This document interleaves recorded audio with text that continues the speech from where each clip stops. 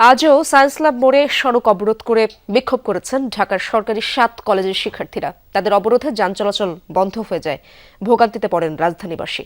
শিক্ষার্থীরা অবিলম্বে প্রস্তাবিত ঢাকা সেন্ট্রাল ইউনিভার্সিটির অধ্যাদেশ জারির দাবি জানান।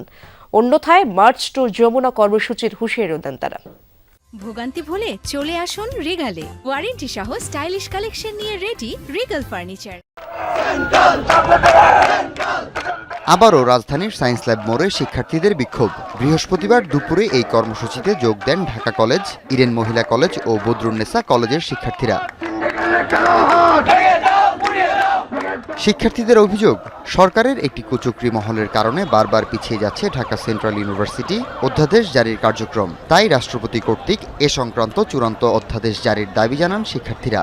আমাদের অধ্যাদেশ দেওয়া হলে আমরা আমাদের টেবিলে ফিরে যাব, আমাদের পড়াশোনায় ফিরে যাব। তারা যদি আসলে জনগণের সরকার হইতো তাহলে এই জনভোগান্তি আমাদের ক্লাস বর্জন করে রাস্তায় আসার কোনো আসলে মানে হয় না। একটাই মূল দাবি, আজকের ক্যাবিনেট মিটিংয়ে আমাদের অধ্যাদেশটা যেন গেজেট আকারে প্রকাশ হয়। বিকেল 4টার মধ্যে যদি অধ্যাদেশ জারি না হয় তাহলে আমরা লং মার্চ টু যমুনা ঘোষণা করতে বাধ্য হব।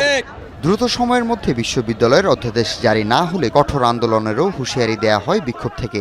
বলা হয় প্রয়োজনে মার্চ টু যমুনা কর্মসূচি দেয়া হবে। এদিন শিক্ষার্থীদের সড়ক অবরোধের কারণে মিরপুর সড়ক সহ সায়েন্স ল্যাবের আশেপাশের এলাকায় ব্যাপক যানজট সৃষ্টি হয়, বন্ধ হয়ে যায় যান চলাচল। প্রত্যেকটা জায়গা বন্ধ, মানুষ আসা যাওয়া করতে পারতেছে না, মানুষ ভোগান্তিতে অতিষ্ঠ হয়ে যাইতেছে। দেশ স্বাধীন, দেখেন আমরা বসে আছি, এটা কোনো কথা? দাঁড়াই আছি ঘন্টার পর ঘন্টা। জনগণের ভোগান্তি, কেউ হাসপাতাল যেতে পারতেছে না, কেউ রিস্কায়, কেউ সিএনজিতে। কিছুদিন পর পর দাবি আদায়ে সড়ক অবরোধ করে ভোগান্তির সমালোচনা করেন অনেকে। হাসিবুল করিম বিজয়, যমুনা নিউজ, ঢাকা।